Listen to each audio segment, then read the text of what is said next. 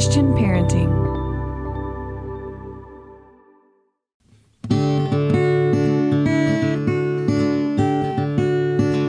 Aloha, friends. Welcome to the Monica Swanson podcast, powered by Christian Parenting. I am Monica Swanson, mom to 4 boys, wife to Dr. Dave, podcast host, and author of Boy Mom and Raising Amazing. Here on the podcast, it is my goal to bring you practical advice and biblical wisdom for raising amazing kids and building strong families. You can always find show notes over at monicaswanson.com/podcast. I'm so glad you're here, and I hope you'll be encouraged.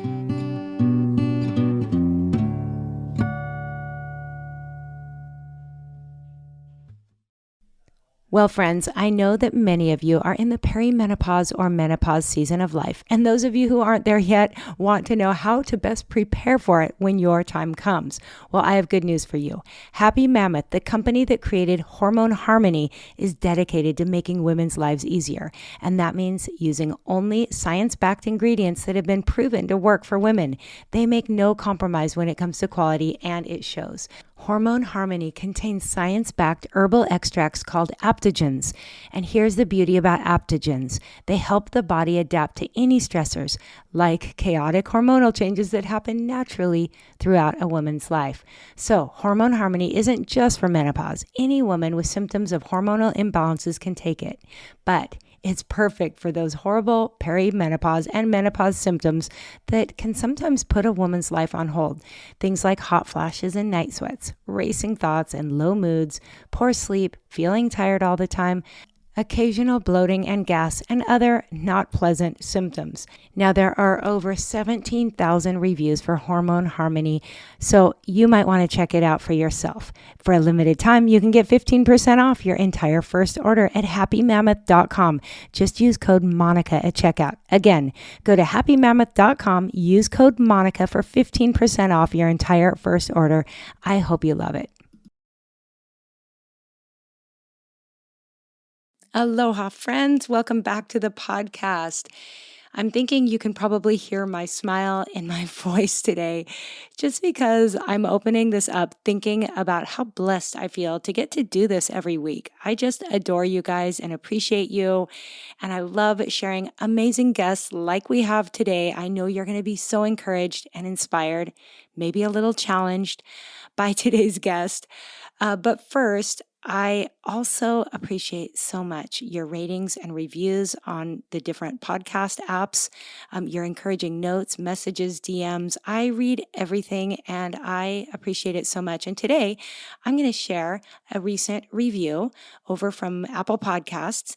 And about once a month, I'm trying to do this. And if I read your review, then you get to email me and I will send you a Starbucks card because, if I can't have coffee with you in real life, at least I can send you a little thank you.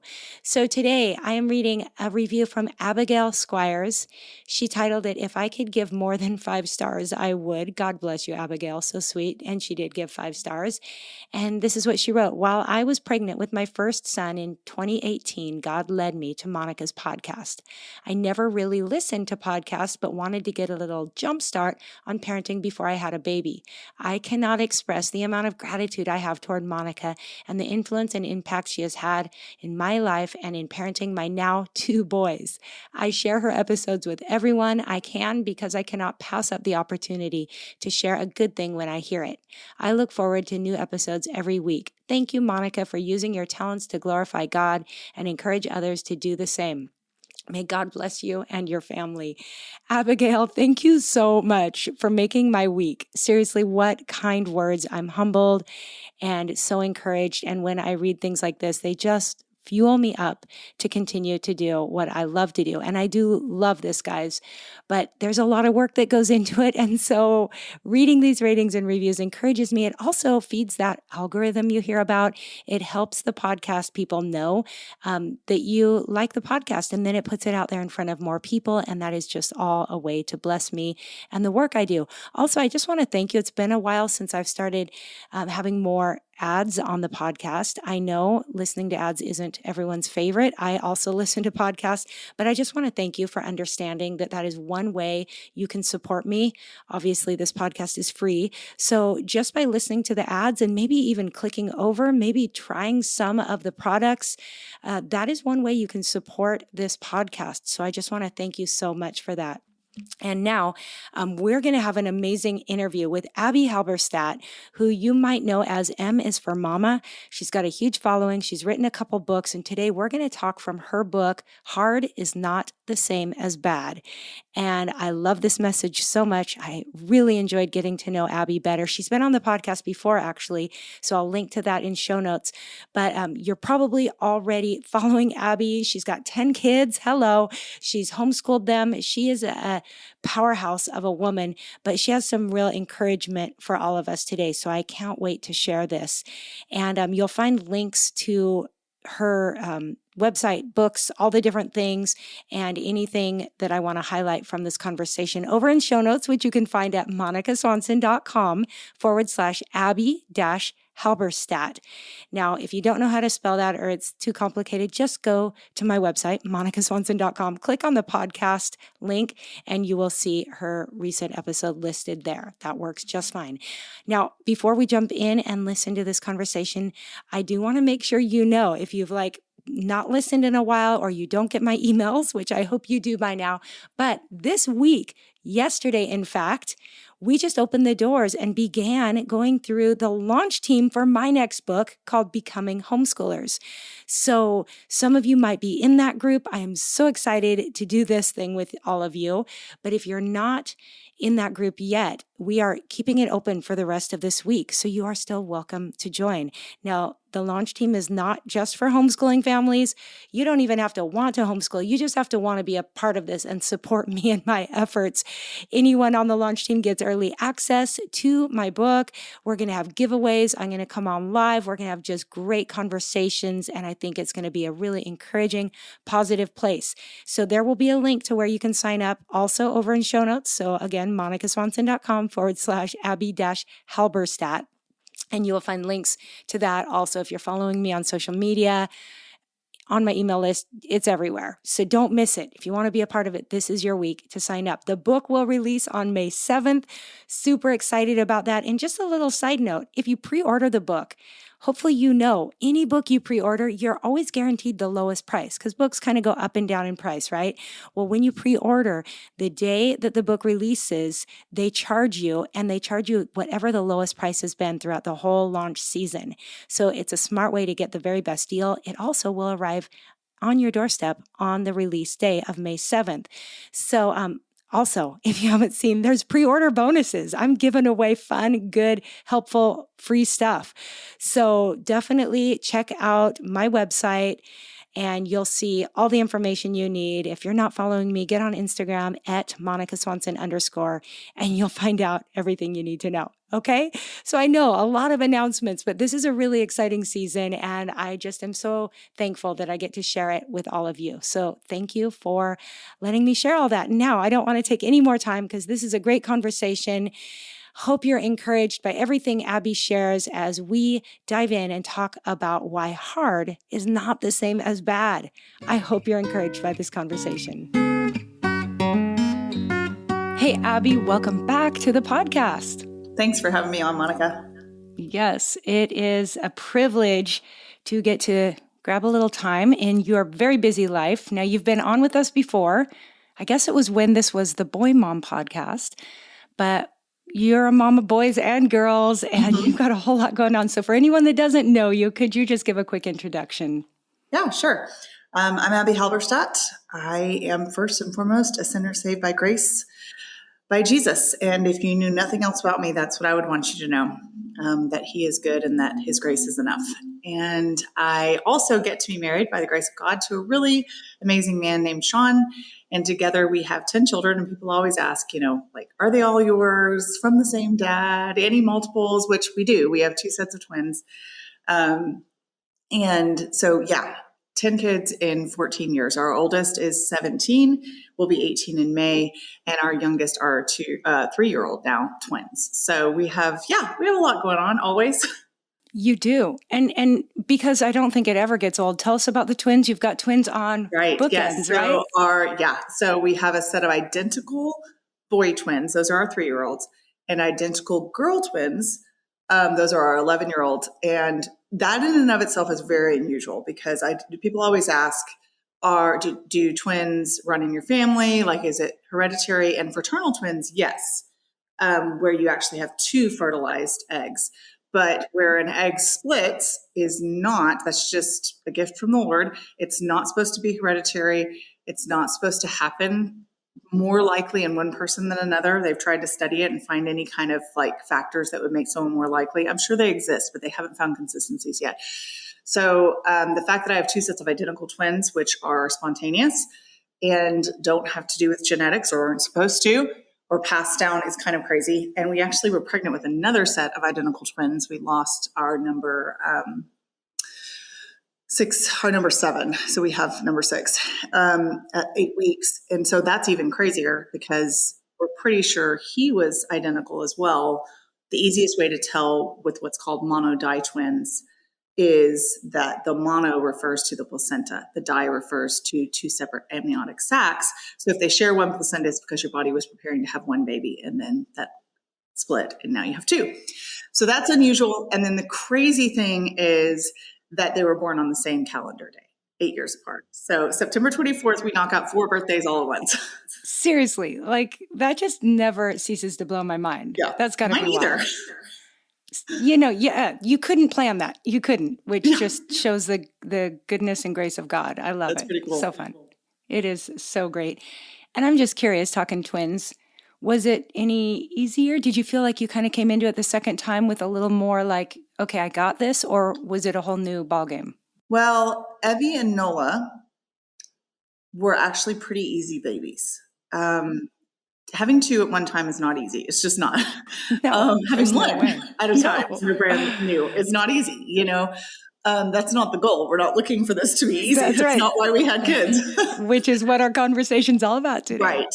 2 is definitely harder, but Evie and Nola were very chill babies. They were the opposite of chill toddlers. And I talk about this some in the book that we're going to discuss. But as babies, they were pretty easygoing. Like they were sleeping a decent amount of time at night together by 11 weeks. We nursed pretty well. Like it was a big adjustment, but because I already had 3 other kids. So I had 5 kids, 6 and under. And 2 of them were the same age and 1 was a toddler and, just boom, boom, boom. And so it was fine.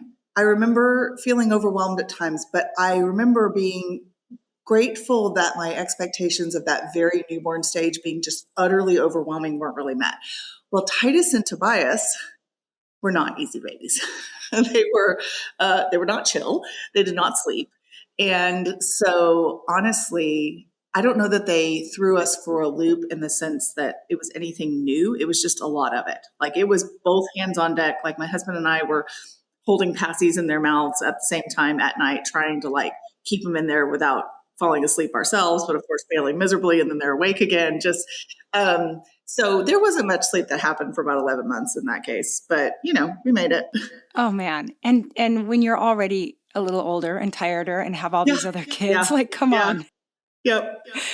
Well, you earned the right to write these books that you write. So now tell us a little about that. I don't know if I know the story of when you started writing. Like what was your pathway from being a mom to what you're now doing? Yeah, so I have wanted the one consistent quote unquote dream. And I always say I'm not a dreamer, I'm a pragmatist. I'm not like a pie in the sky. I don't have 5-year plans. It's like we're getting dinner on the table tonight and we know where we need to be for the rest of the week and I'm good, kind of thing. And it's less about not being forward thinking and more about just being extremely practical. I don't really have any control about what's happening in 6 months, So I'm going to do the thing always. I'm going to be the girl that does the thing that needs to be done, right? And so if I had anything that I would have labeled a dream or just kind of a desire of my heart that never went away, it was being a published author, even since I was little bitty. So like 7, I remember I want to write books. And the Lord never took that desire away. And I pursued a path of writing multiple times. When I was in my 20s, I wrote a novel in completion, shopped it around, did some things like that. And the Lord just very clearly closed doors in my face. It wasn't the right time. And then I started a blog almost 13 years ago when my third, who is a little girl, I have 3 girls right in the middle of 7 boys. And when she was maybe about 7 or 8 months old, I started a blog for the express purpose of growing an audience to write a book one day. Well, when you're like 8 years deep into that and you've had another, I think at that point, 5 kids, you kind of go, it's probably not happening, right, Lord? Like it's, this is what you want me to do. You want me to raise these babies and these older kids and these kids that are starting to get deep voices and really tall and write on the internet to whomever you choose to bring across my path. And that's what you have for me. And I had really gotten really content with that. I wasn't pursuing authorship in a traditional way or querying people or looking for agents. My life was just really full. And I say in the book that I remember telling my mom, like at some point in there, kind of before I had surrendered the dream to some extent, that I was like, Lord, or Mom, how would I ever find time to do this? Like, there's just so much. And she, in an attempt to kind of reassure me, was like, if you've got a message that needs to be said, then somebody will say it. Like, if the Lord needs the message out there, it doesn't have to be you. And of course, to a dream in your heart, that's like stake in the heart. You're like, oh, Mom, you're supposed to be the Disney, because my mom is the kindest human in the world. I'm not like complaining about her. She was trying to release me from that burden of feeling like I needed to be the one to say these things. And she's like, the Lord can accomplish it. I think kind of, that response of like where Elijah's like, I'm the only one. I didn't think I was the only one. I wasn't saying that. But it's like, it's got to be me, or I feel like I want to do this. And I wouldn't say that my message had just completely cohered at that point yet. Like, I don't know that I had gotten it down to this burning passion in my heart, to share this particular message. I just knew that I wanted to write, and I was writing. So she's like, take what you got, be faithful in what you have. And then if it needs to happen, it'll happen, or the Lord will give that message to somebody else. And so I remember just thinking like, oh, okay, well, I guess that's what it is. Well, then in November of 2019, I got an email. I was walking through my bedroom on my way to do laundry. I just put my 8-month-old baby down for a nap. That was number 8. I love that And you was know like, this scene. You have it huh? in your head. I Yes. love that you know the scene. I know. And my phone dinged, and I wasn't even going to check it because I was like, get as much done as possible while the baby's asleep. I had like a wallpaper project and I needed to flip the laundry, and I was just going to kind of go. And my other kids, I think, were at my mom's because I think the baby was the only one home with me.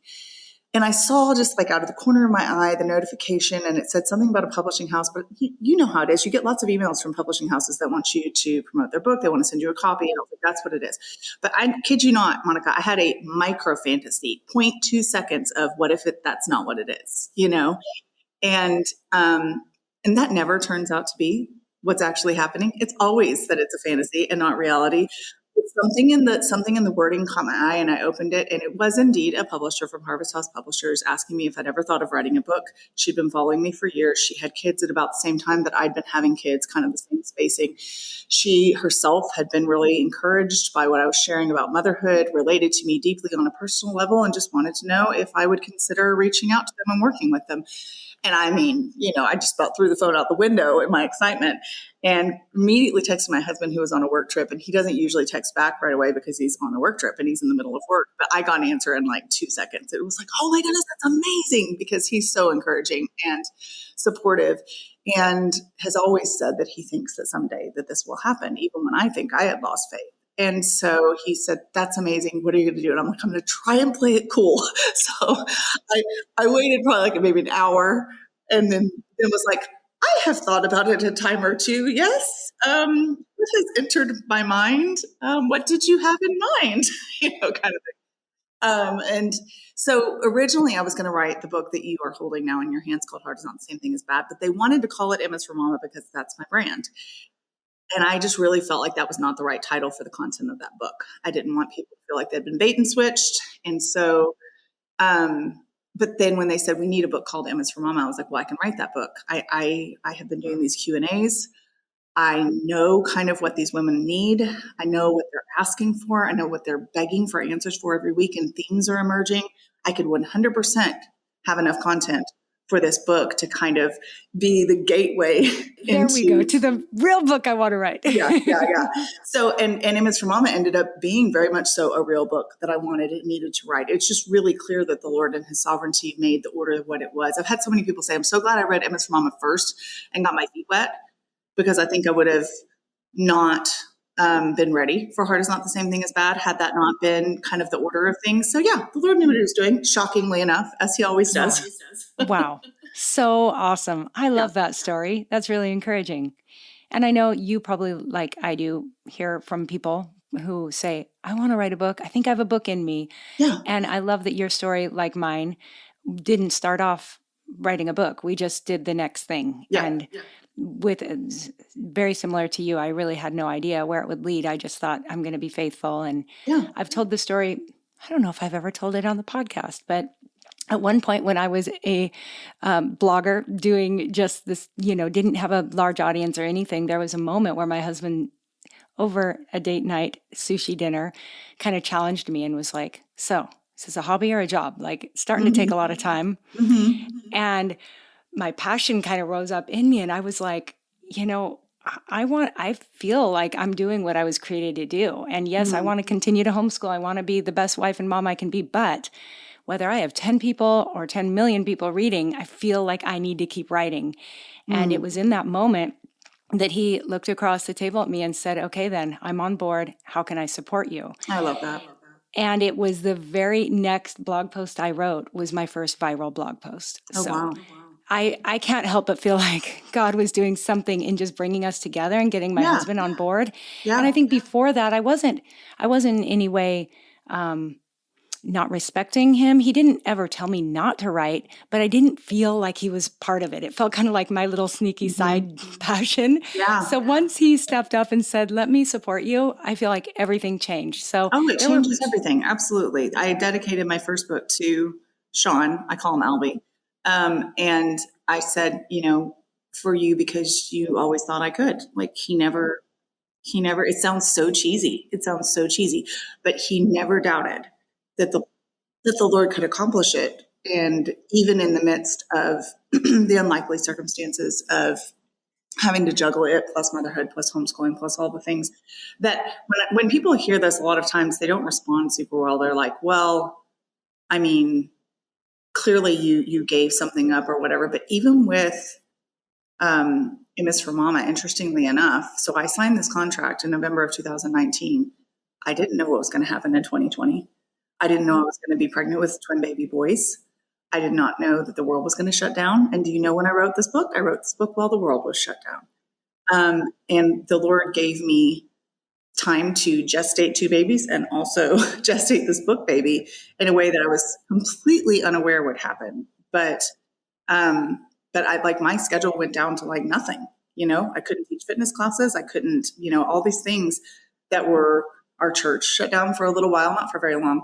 But, there were just way fewer social requirements on my time during a specific period when I needed a really concentrated amount of time to spend on, writing these chapters.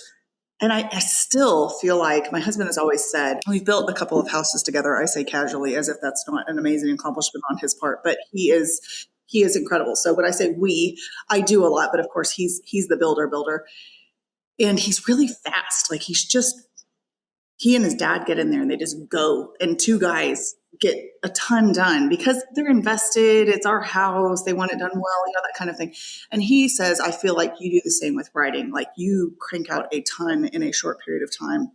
And I feel like part of that is just that foundation that the Lord helped me to lay for all of those years when it wasn't on a deadline.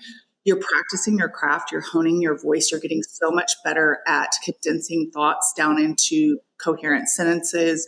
Like those almost 10 years that I spent blogging before a book was ever out into the public were not wasted at all. And not just because they helped me to practice for what the Lord was preparing me for, but because I have like a family journal of all these things I might not have documented otherwise, So yeah, just kind of looking back and being like, wow, Lord, you just really had it every step of the way. Again, not surprised, but it's still cool to see.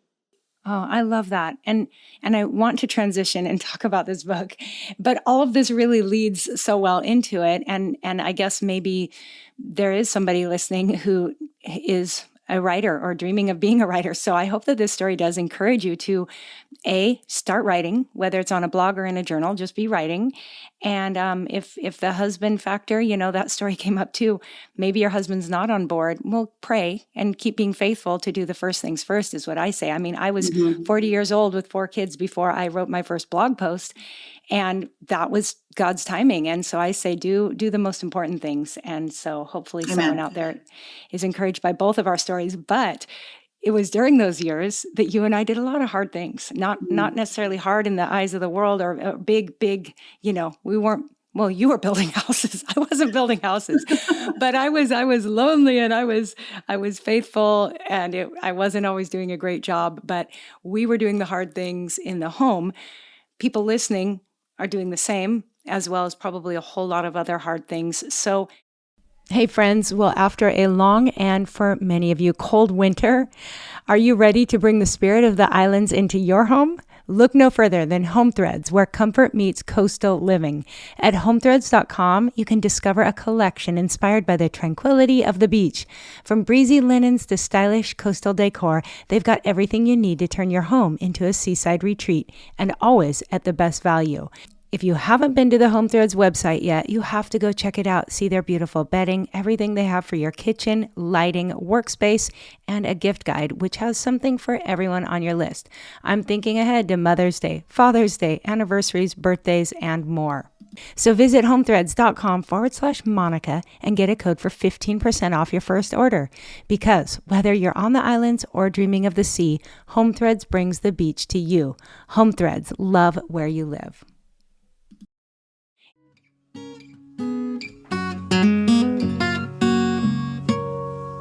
If someone had told me 18 years ago when my older sons started homeschooling that one day they would be graduating from college with degrees in engineering and data analytics, I'm not sure if I would have believed you.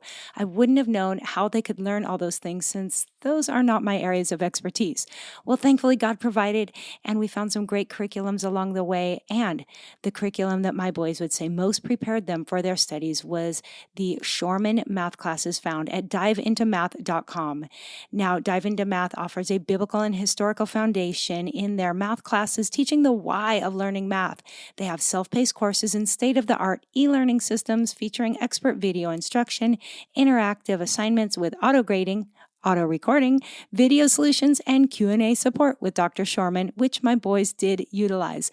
Now, Dr. Shorman is from Texas A&M. He is well-studied, so smart, but he's moved here to the North Shore of Oahu, and we've gotten to know him well, and he is an amazing man we have so much respect for. This next year, as Levi starts high school, he'll be taking Dr. Shorman's Algebra 1 and 2, which teaches every concept on the PSAT, SAT, and ACT with over 200 practice questions. You guys, this is a great curriculum. I highly recommend if your kids are interested in college, or at least you want to keep that door open, definitely go to diveintomath.com. Check out all that they have to offer. Let me know what you think. Can't wait to hear from you. You mentioned that this was your first book dream idea. Where did this concept, I know a bit from reading your book and following you that you might not have been raised with all these concepts, drilled in daily, but how did you come to understand the value of hard? I think that I really did have those concepts drilled into me. I would say my parents, of course, I talk about this in the book, they're not perfect, but their intentions were good. And even though the practice or the execution wasn't always perfect, especially in the case of my dad, who struggles with some mental health issues, I saw tenacity and I saw willingness to sacrifice for the sake of the outcome being better than what they were given. I saw an encouragement not to be self-focused. I mean, my mom, I already told you, is the type that is going to be like, you just keep doing the right thing and it doesn't have to be you. And if it is you, great, but like you just give God the glory. And I can't tell you how many times as a kid, something disappointing would happen. And my mom was very affectionate. She had nicknames for us. She was very loving. She would always give us hugs, but she was also no nonsense. And she would be like, dig deep into Jesus. Like, I'm not going to go make sure you get that part in the play that you wanted. I'm going to say, I get that it's hard, but the Lord has a purpose. The Lord's still sovereign. The Lord has a reason for this. And you need to turn around and dig deep into Jesus. She wasn't just, and she would, take me and get me some Taco Bell or something terrible like that. She was such a health freak, but she knew I loved those crunchy tacos. She would take me and run me through the drive-through and get me some Taco Bell and take me to Goodwill. It's not like, because we like to thrift shop. That may have sounded weird to people that don't like to thrift shop, but that was a pick me up. And so it wasn't just these empty words. She backed them up. But at the same time, the idea was never that if you experience a hard thing, if you experience a setback, if you are overlooked, if you are mistreated, that means that the Lord doesn't love you, that he's not good, that this circumstance was outside his hands, and that you are the worse off for it. In fact, quite the opposite. I think I had really had it drilled into me that these were opportunities for growth and that they shouldn't be despised. That's huge. And yet, just like me, you then became a mom and had to kind of learn in real life, Oh, yeah. real time, what this looks like in the home. You open the book with a story about kind of hitting your wits' end. Can you share a little bit about that and how that even led to what you have to share now? Yeah. So I, again, had some kids going on there. At that point, that would have been 6 kids when the book opens. And which is obviously an insane number to most people. Like, why would you do that to yourself? I mean, I've literally been asked that. And yet we've gone on to, have 4 more. So we really must be crazy. It is funny that as you reach a certain threshold and you get a little bit older, people stop having quite as much audacity to question you. Like, they're kind of like, you know what? She's too far gone. Like, she's just, this is who she is. She's just a nut job. We're just going to leave it be, kind of thing. And when you get older kids, people feel a lot more audacity to question you when your kids are boom, boom, boom and little bitty, kind of like, they kind of think like they can't understand me. They won't get it. Now, kids do pick up on things, I truly believe. And I really encourage all adults everywhere to be careful with what they say around young years, because speaking words of life really can be such an effective way to disciple young children that you see in the grocery store, even to praise their mom for good job, good job being here and getting that healthy food. And man, you're doing a really good job of helping him with his tantrum, or, whatever it is that we can do to be encouragers. But I was dealing with 6 kids, 2 3-year-olds, late 2s, early 3s, and they just lost their proverbial minds. I mean, they just didn't respond to anything that I had worked with my other 3. And I already had some challenging kids. Like, people are like, okay, so you had 10 kids because 1, you're incredibly patient, which is not true. I'm not naturally patient. The Lord has grown me in that area, but I'm not naturally patient. And 2, you must have just a bunch of docile, compliant kids. And I just snort, I'm like, no, that's not how that works. My first was hard in certain seasons. My second was hard in certain seasons. My third was very rarely hard. And I think the Lord just kind of throws some of those in there just for an extra little dose of sugar, because we're like, man, just need a break, Lord. Della, my first girl, is very chill and always has been. Now, there are seasons still in her life where we've had to work through things, and there will be seasons in the future where we do. There's no such thing, because we are in this, broken world and we are sinful humans. That means no trouble ever. But she was really chill, and those babies were pretty chill, and then they went crazy in their toddler years, and no amount of consistency, no amount of follow through, no amount of reasoning, no amount of like toddler proofing, it just wasn't sinking in. And I already knew not to expect, quote unquote, my methods to work in a week. I get messages all the time from people that are really frustrated that something isn't going their way with their kids. And you're like, well, consistency is key. I've been very consistent. Okay, well, how long? 2.5 weeks. I'm like, I am so sorry to deliver the bad news that it's probably going to take another 20 years. Like, maybe not to see some fruit, obviously, but the consistency is a long haul commitment. And I knew that mentally, and I felt like I was in it, but it still was just not seeming to make a dent. And I talk about the fact that our car rides were just miserable. They screamed from the moment that I buckled them into the car until the moment that we arrived, and often long afterwards. I distinctly remember, so I am a fitness instructor. I've taught classes for 13 years, and I actually 14, 15, since my second born was in utero, 16 and a half years. I don't even know how long. So I've done this for a long time. And I taught at a gym for 12 years. That's where that number came from. I taught at a gym for 12 years that had 3 flights of stairs to get into the building. Like, you were already huffing and puffing before you ever started your work, especially when you were bringing 6 small children with you. So I have distinct memories of carrying 2 toddlers, 3-year-olds, one on each hip, and a baby carrier on one arm up 3 flights of stairs. I have no idea what my heart rate was when I got to the top, but it was the only way we were making it into the building in time for me to teach this class, while both of the toddlers are losing their ever-loving minds the whole way. And a lot of people will be like, oh, why didn't you just quit and stay home for a time? And you know what? That might have been wise, but that was not my personality. I was gonna tough it through. But in the process, I just remember sometimes literally banging my head against the glass window of my van, just kind of conk, conk, like just something to just kind of take my mind off of how much I was being screamed at. And feeling like that season probably was never going to change, and that maybe I had been deluded in thinking that consistency and follow through and instruction and love and discipline were actually going to do anything with these 2 little humans who were insane. And during that time, as I'm walking through it, I am on the internet and I'm having people message me and they are seeing me. I mean, I didn't share great details, but I'm like, these little girls are throwing me for a loop. This is intense. The Lord is teaching me a lot through this. They're like, so what do you do with this? And someone's like, it's just hard. I just don't like it. Whatever it was that they were paralleling with my own experience. And I was walking with my best friend. That was kind of our sanity. I would strap a baby on my chest and we would walk the trails right beside our gym, because as long as we were like within a mile and had left our phone numbers, they were fine with our kids being in childcare, which was amazing. So we would walk these trails in the fresh air and talk this thing through.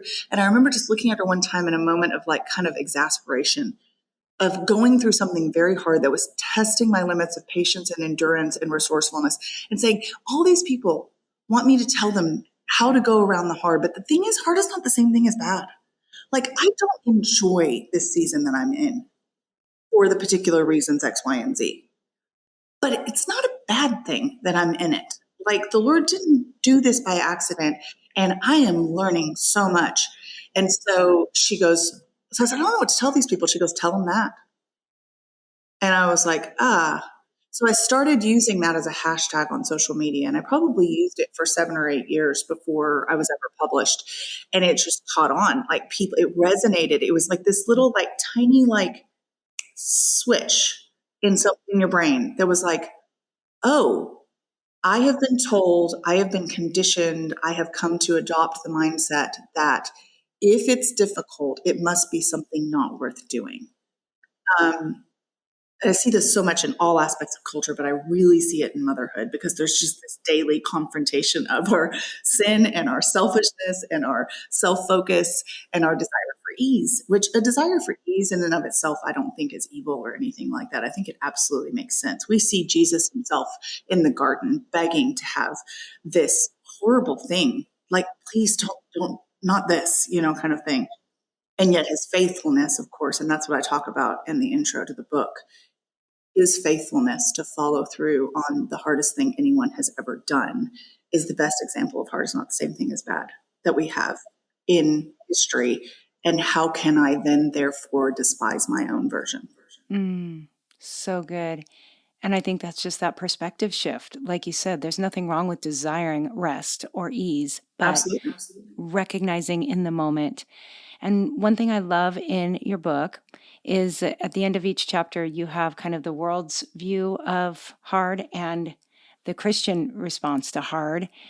Tell us a little bit about that, like how you categorize that, because I think that if we can learn to see things and have it kind of click, like you said, when you said those words, like, oh, people can grab onto that Yeah. and face whatever's in front of them today, recognizing, yeah, this is hard. Maybe I can find a better way to do it, an easier way to do it. But if it's just hard, how can we look at that? Can you give us a So few my goal is tidbits? always to bring or to shine the light of scripture on whatever it is that we are mentally struggling with, whatever it is we're grappling with, whether it's cultural or personal or interpersonal, relational, and to say, what does the Bible have to say about this?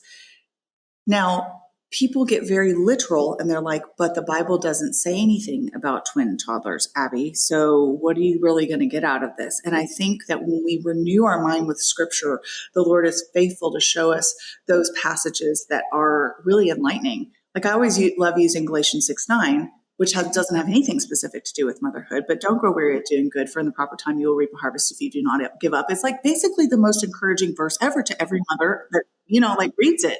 You're like, oh, this is work. Like this is worth it. All this investing is going to have fruit. And if not in visible fruit that I can see in my children, in my own life, like it's going to change me and grow me, because that in and of itself is ultimately why we're called to do what we're called to do. Invest in others, yes, but also be accountable to the Lord ourselves. And so I put that part at the end of the chapters as a way of easily condensing down these concepts so that you can parallel a worldly mindset, which I think we're all capable of falling into, absolutely myself included, something that we have to battle daily. And I don't think that there's any shame in that. I think scripture tells us to put on the full armor of God because it is fully aware that we are going to struggle. We hear Paul talking about, the things that I want to do aren't the things that I do. The things that I don't do are the things I end up doing. Who can save me from my wretched state? And the answer is Jesus. And so we have so many scriptures that line up with this concept that Jesus, even though he was facing death, did not despise it, but was obedient even to death on a cross. Like he humbled himself. He did all these things that the world would tell us, if you're in a position of supreme authority, why would you ever put yourself through that? How foolish would you be to take that on? Why is the advice to us not to manifest our best selves and to pursue the most prosperous future, but instead to take up our cross daily and follow Jesus? How countercultural is that? And yet, how much are we able to see the joy there is when we truly surrender to the Lord those desires and wishes and dreams, like wanting to write a book, and then he brings it to fruition when he chooses in his own time. And like I said, if he chooses, because there are absolutely things that I have desired that never came to pass. And honestly, some of them I don't know why. And some of them I'm like, praise the Lord, that didn't happen. Like, wow, I dodged a bullet. I thought that was going to be great. And it was really going to be disaster.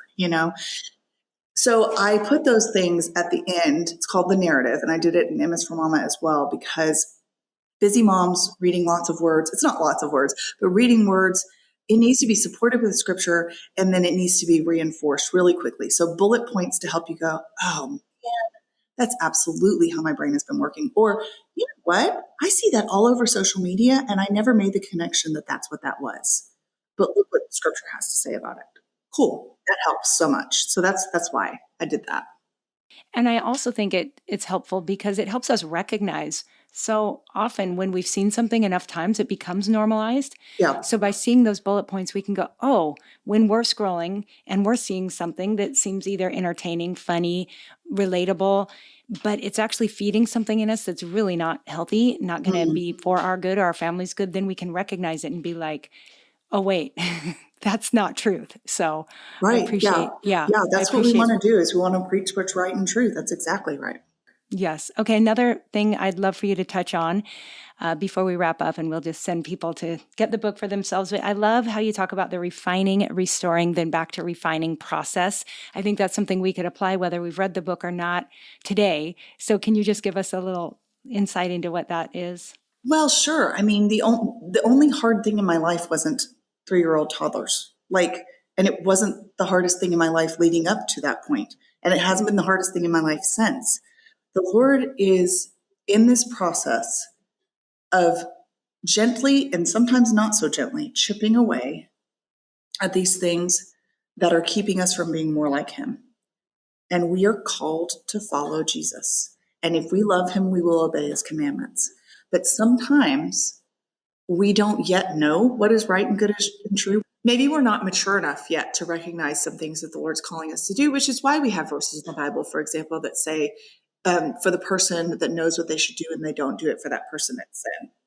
And so the Lord, I think, is gracious to give us seasons of kind of a pressure cooker feeling, and then take us, it says he will restore us. And then, then we go through the hard seasons again. So it's a lifelong process of sanctification. Now, it may look to us like this is not happening to other people. We may look at someone else's life and think they have had nothing but smooth sailing. And there, I do believe, are people that experience less physical and mental suffering in their lives than others. I think some people, like my parents, like I talk about in the book, one of the things that the Lord has designated for them is to be chain breakers. And they don't get the benefit of those chains being broken themselves as much as their children do. And one of our jobs as parents is to give our children not everything they quote unquote deserve or make their lives as easy as possible, but to be so faithful in our delivery of God's word and in being a true reflection of his goodness as much as possible. And then when we don't do well, apologizing for it and repenting and confessing to our kids and accepting their forgiveness and moving forward.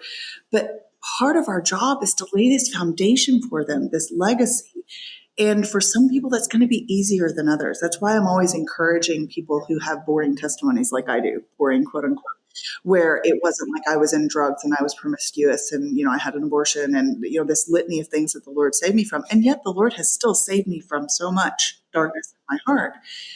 And so that concept of, it's not necessarily a roller coaster. You're on a high, then you're on a low, then you're on a, it's not that linear.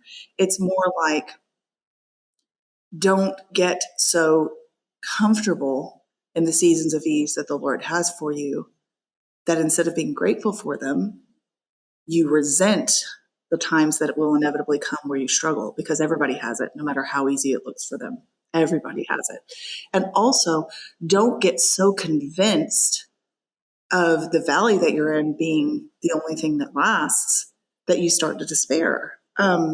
Very personal example of something that seems kind of small, but was really debilitating. I struggled with back pain really strongly for about 4 months back in the fall. Our house flooded last August, right before I released a book called Hard Is Not the Same Thing as Bad, like right before, a Isn't week that before. wild? I remember going, are you kidding me? Like, And really? yeah, the Lord was like, do you really mean it? It flooded our entire downstairs. We've had to rip everything out, completely start over with our kitchen. This is the house that we built. So you're like ripping up stuff that you put in the first place with your own hands. And the Lord's been really gracious in the process, but it has still been a process. Yeah, it's been hard. I think I'm allowed to say that. And I started having really serious back pain that was affecting like my ability to put pants on in the morning and to pick up my children and to bend over to wipe a bottom. And I have 3-year-olds that are not potty trained yet, so that happens all the time. My ability to sit for long periods or do. And I just kept pushing myself so hard through the whole thing because it was like probably the busiest fall of my entire life. I launched a book. I had speaking events.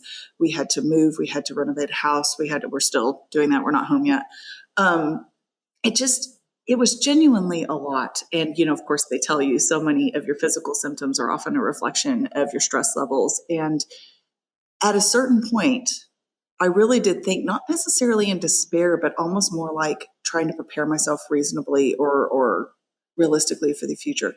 Is this what my physical life looks like for the rest of my life, Lord? Exactly. Sure. Now, 4 Easy to months go is there. not. Go ahead. I'm sorry. Easy to go there mentally in that moment. I had tried so many things and they were not having a material effect. It did not seem. And so it was kind of like, you're going to have to learn how to cope. And I know people with chronic illness that do. They do. They are getting up every day with chronic pain. They are doing their life with chronic pain. And it diminishes you. It makes you more short-tempered. It tires you out, like just all this stuff. And not too surprisingly, I finally got to the point, because I was still teaching classes, I was just majorly modifying. And I got to a point where I realized I could not teach this weightlifting class anymore. In the middle of class is when I realized it. So I was having to like fake the moves and tell people I'm so sorry. And it was just the Lord being like, just stop. Like, you aren't as essential as you're pretending like you are. Because we don't have a lot of subs, and I was trying not to inconvenience people. It was less like I'm the only one that can do this well, and more like there isn't much of anybody else. And I'm going to stress somebody else out if I have them do this for me. So I'm just going to keep doing it until I literally couldn't, physically could not. And so, who else isn't surprised that rest was actually the main thing that healed my back. And in this season that I'm in right now, even with not being home yet, even with some other things that are going on, it's not nearly as stressful as last fall. And the Lord has restored me and redeemed me. And then there will be another season where you're in it and you just can't feel like you're ever going to get out of it, and that it might not ever be good again. But the big thing is to declare the Lord's goodness through it. Because I will say, I didn't feel despair. I was like, Lord, you're good. I don't know what you're doing here. I don't know why we're doing it this way, but you're good. We're just going to keep going. Right. And he also just used you to model to a lot of other moms out there when they're facing something like that, how to walk through it with grace, even when it's really hard. So, well, that's really kind. I would love to make sure that you know that I didn't always do it well. Well, I was watching. I was inspired, and I have had seasons of back pain. So I also felt your pain and was like, oh man. And you can't help but think, this is it. This could be my new normal. This could be me. Yep. Okay. Yep. Well, I just want to ask one question as far as those listening who have kids, because I talk a lot about character, and I have a character training course. And in my books, I have a chapter in my book, Raising Amazing, that is adversity is the fuel for greatness. And that's really about helping our kids not run from challenges. Obviously don't go looking for them. None of us do. But when they are facing something hard, whether it's relational or physical, there's some really hard things out there. How to teach our kids to use those things, to turn to God, to find, the strength to face them and grow through them. And then also, because the reality is we are raising our kids in a world where some kids have a pretty easy life, right? We have to admit, most of our kids compared to 100 years ago, where just everybody had to do a lot of physical hard things just to survive as a family. Yeah. Most of our kids have a fairly easy life. So I encourage parents to make sure that they find ways to give their kids challenges, to create things that will grow those character muscles. So clearly this book is, across the board, can relate to anybody. I know a lot of it is related to motherhood and hard things, but do you have a word for parents raising kids, giving them some of that same message? Absolutely. So I think we need to be really cognizant of the fact that, just like you just said, we are not doing our kids a favor when we make sure that they never encounter hard things.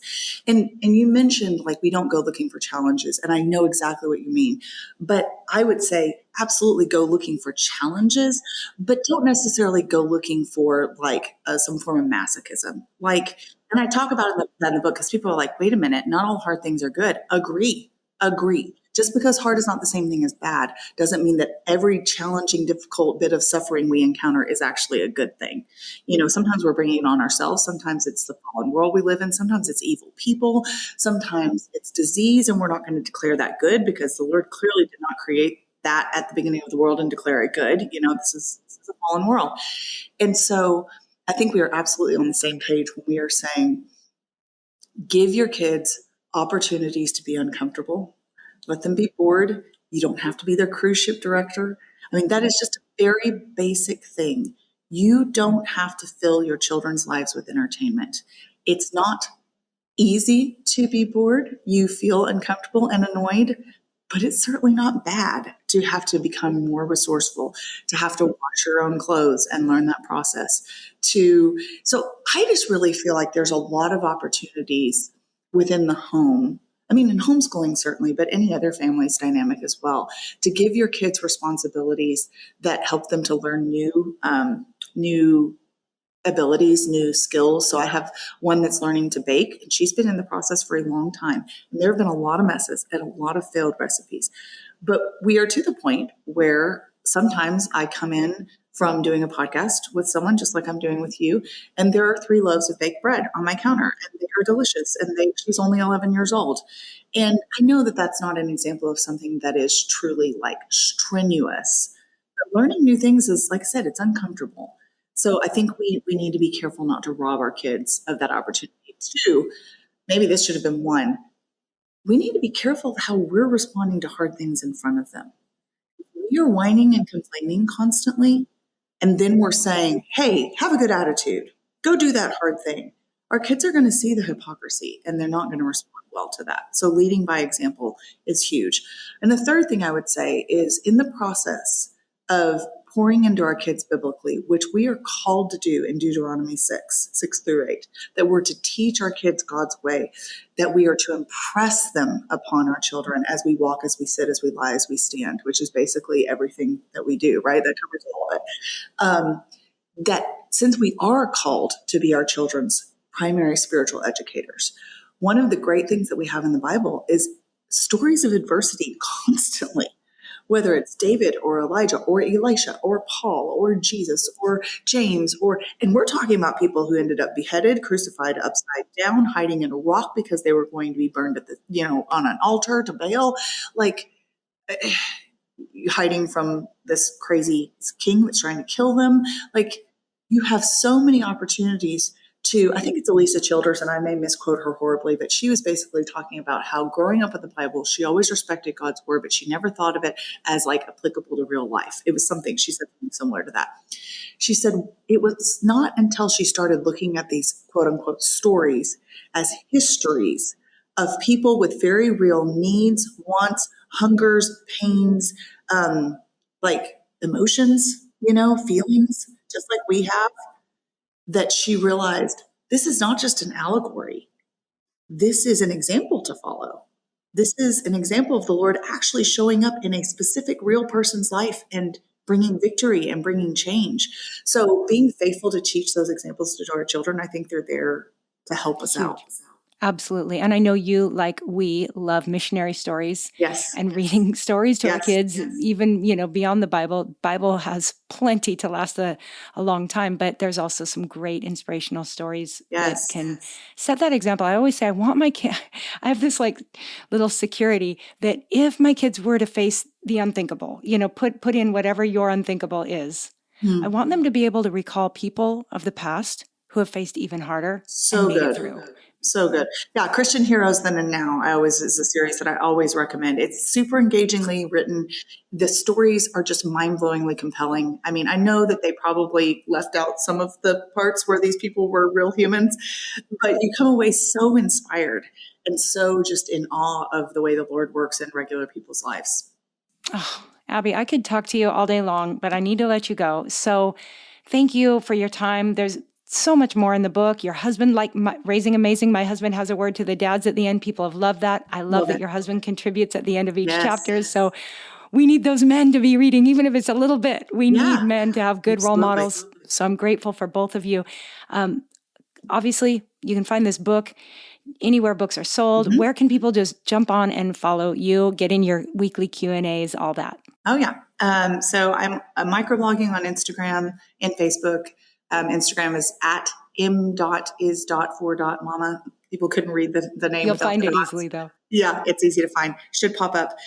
You can find me and over 600 blog posts archived on msformama.net. You can get on my weekly newsletter, which is a meal plan newsletter. I literally give you 5 dinners and 5 breakfasts every single week. I get that every week. And I don't care if you use any or all of them, but I get messages from people that are like, this is such like a practical help. I don't even have to think about it anymore. It's amazing. So I'm happy to give that resource. And like you mentioned, I do a weekly Q&A on Wednesdays called What Do You Want to Know Wednesday, where I can't answer all the questions, but because I get hundreds every week, but I do that on my social media as well. And I have a podcast called M is for Mama, just to keep it easy. There we go. Yeah. So you're bored all the time, obviously. Bored all the time. Hey, I wasn't planning to ask this, but with those weekly meal plans, is there a cookbook in your future? No, there is not. There really isn't. I love to cook. Never say never.